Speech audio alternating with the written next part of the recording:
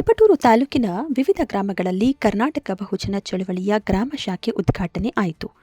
B. Rangapura, Konehalli, ಕರಿಕೆರೆ, ಮಾರುಗೋಡನಹಳ್ಳಿ ಗ್ರಾಮಗಳಲ್ಲಿ ಕರ್ನಾಟಕ ಬಹುಜನ ಚಳವಳಿಯ ಗ್ರಾಮ ಶಾಖೆ ನಾಮಫಲಕಗಳನ್ನು ಸಂಸ್ಥಾಪಕ ರಾಜ್ಯಾಧ್ಯಕ್ಷರಾದ ಕನಕೆನಹಳ್ಳಿ ಕೃಷ್ಣಪ್ಪನವರು ಪುಷ್ಪಾರ್ಚನೆ ಮಾಡುವ ಮುಖಾಂತರ ಉದ್ಘಾಟನೆ ಮಾಡಿದರು.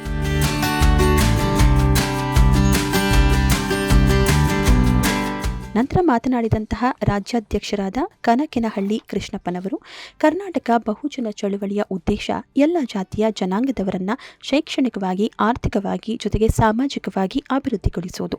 Professor B. ಕೃಷ್ಣಪ್ಪನವರು ಬಹುತೇಕ ಈ ನಾಡಿನಲ್ಲಿ ಸಂಘಟನೆಯನ್ನ ಕಟ್ಟಿ ಬೆಳೆಸಿದವರು. ಅವರ ಹಾದಿಯಲ್ಲಿ ನಾವು ಕೂಡ ನಡೀತಾ ಇರೋದು. ಎಲ್ಲ ಜಾತಿಯ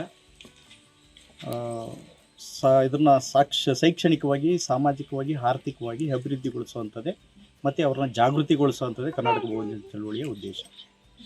ನಿಮ್ಮ ಮುಂದಿನ ರೂಪುರೇಷೆಗಳಿಂದ ಈಗ ಒಂದೇನಾಗಿದೆ, ಪ್ರೊಫೆಸರ್ ಬಿ. ಕೃಷ್ಣಪ್ಪನವರು ಈ ಬಹುತೇಕ ಈ ನಾಡಿನಲ್ಲಿ ಸಂಘಟನೆಯನ್ನು ಕಟ್ಟಿ ಬೆಳೆಸುವಂಥವ್ರು. ಅವರ ಹಾದಿನಲ್ಲೇ ಕೂಡ ನಾವು ಈ ನಡ್ಕೊಂಬರ್ತಾ ಇರೋದು. ಹಾಗಾಗಿ ಪ್ರತಿಯೊಂದು ಊರು ಸ್ವಾತಂತ್ರ್ಯ ಬಂದು ಸುಮಾರು ವರ್ಷಗಳಾಗಿದ್ರೂ ಕೂಡ ಕರ್ನಾಟಕದಲ್ಲಿ ಇಲ್ಲಿನವರೆಗೂ ಕೂಡ ಯಾವ ದಲಿತ ಕಾಲೋನಿಗಳಲ್ಲಿ ಆರ್ಥಿಕವಾಗಿ, ಶೈಕ್ಷಣಿಕವಾಗಿ, ಸಾಮಾಜಿಕವಾಗಿ ನೆಲೆಗಟ್ಟು ಕಾಣಲೇ ಇಲ್ಲ ದಲಿತರು.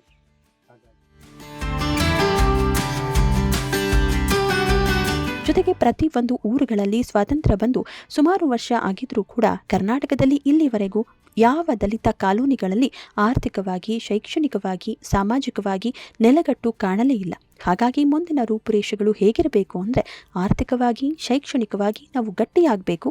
ಹಾಗಾಗಿ ಎಲ್ಲ ಕಾಲೋನಿಗಳಲ್ಲಿ ನಮ್ಮ ಕರ್ನಾಟಕ ಬಹುಜನ ಚಳವಳಿ ಜಾಗೃತಿ ಮೂಡಿಸುತ್ತಿದ್ದೇವೆ.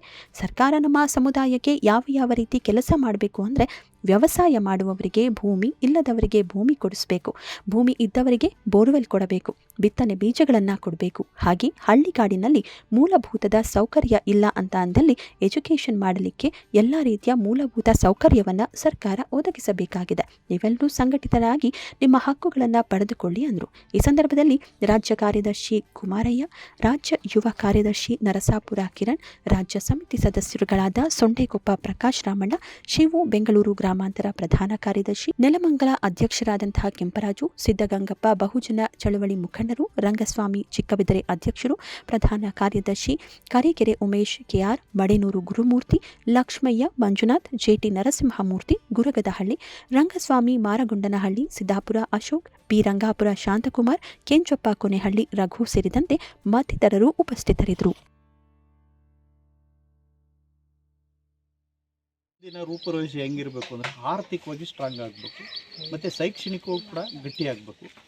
ಹಾಗಾಗಿ ಎಲ್ಲ ಕಾನೂನುಗಳಲ್ಲಿ ನಮ್ಮ ಕರ್ನಾಟಕ ಬಹುಜನ ಚಳವಳಿ ಈಗಾಗಲೇ ಜಾಗೃತಿ ಹಮ್ಮಿಕೊಂಡಿದ್ದೀವಿ ಮತ್ತು ಆ ನಿಟ್ಟಿನಲ್ಲಿ ಏನು ಈ ಹೋರಾಟವನ್ನು ಸ್ಥಾಪನೆ ಮಾಡ್ತಾ ಇದ್ದೀವಿ. ಮತ್ತು ಈಗಾಗಲೇ ಸರ್ಕಾರದ ಮಟ್ಟದಲ್ಲಿ ಸುಮಾರು ಹಲವಾರು ಕೋಟಿಗಳನ್ನು SCP ಮತ್ತು TSPಡಿನಲ್ಲಿ ದುಡ್ಡಿಡ್ತಾ ಇದ್ದಾರೆ. ಆದರೆ ಇಲ್ಲಿನವರೆಗೂ ಕೂಡ ಅಭಿವೃದ್ಧಿಗೋಸ್ಕರ ಬಳಕೆ ಮಾಡ್ತಾ ಇಲ್ಲ. ಈಗ ಹೆಂಗಾಗಿದೆ ಉದಾಹರಣೆಗೆ ಅಂದರೆ, ಯಾವುದೋ ಒಂದು ಸಮುದಾಯ ಭವನ ಕಟ್ತಾರೆ. ಆ ಸಮುದಾಯ ಭವನ ಕಟ್ಟಿದ್ರೆ ಏನಾಗ್ತದೆ ಅಂದರೆ ಸರ್ಕಾರ ದುಡ್ಡು ಖರ್ಚು ಮಾಡಿ ದಲಿತರ ಹೆಸರಿನಲ್ಲಿ ಕಟ್ತದೆ. ಆದರೆ ಕೀ ಮಾತ್ರ ಅಧಿಕಾರಿಗಳ ಹತ್ರ ಇರ್ತದೆ. ಆ ಅಧಿಕಾರಿಗಳು ಈಗ ಸಾರ್ವಜನಿಕವಾಗಿ ಇಲ್ಲಿ ಕೀ ಕೊಟ್ಟಿರೋದು. ಉದಾಹರಣೆಗೆ ಅದು ಹೇಳ್ತಾ ಇರೋದು. ಹಾಗಾಗಿ ಯಾವುದೇ ರೀತಿಯಾಗಿ ಸರ್ಕಾರ ಅಭಿವೃದ್ಧಿಗೊಳಿಸಬೇಕು ಅಂದರೆ ಸಂಪೂರ್ಣವಾಗಿ ಅವರ ಹಿತಾಸಕ್ತಿಗೆ ಏನು ಈಗ ಉದಾಹರಣೆಗೆ ನಿಬಂಧನೆಗಳು ಆಗ್ತಲೇ ಸರ್ಕಾರ ಆರ್ಥಿಕವಾಗಿ, ಶೈಕ್ಷಣಿಕವಾಗಿ ನೆಲೆಗಟ್ಟಾಗಿ ಅವರು ಗಟ್ಟಿಯಾಗಿ ನಿಲ್ಲಲಿಕ್ಕೆ ಬದ್ಧವಾಗಿರಬೇಕು ಸರ್ಕಾರ. ಹಾಗಾಗಿ ಏನು ದಲಿತ ಕಾಲೋನಿ ಮತ್ತು ಬೇರೆ ಬೇರೆ ಹಟ್ಟಿಗಳಲ್ಲಿ ಇವತ್ತು ಸ್ಟ್ರಾಂಗಾಗಿ ನಾವು ಜಾಗೃತಿಗೊಳಿಸ್ತದೆ ಏನಂದರೆ,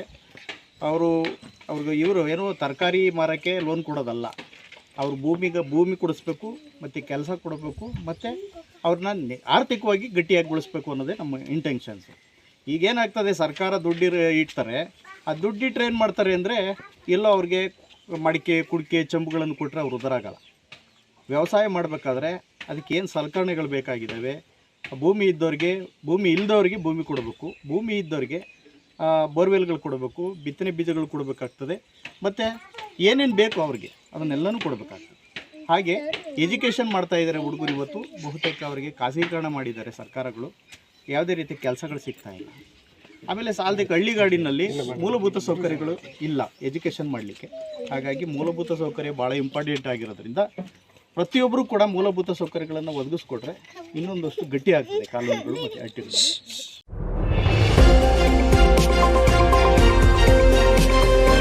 ನವ ಕರ್ನಾಟಕ ಟಿವಿ, ಜನಪರ ನ್ಯಾಯಪರ.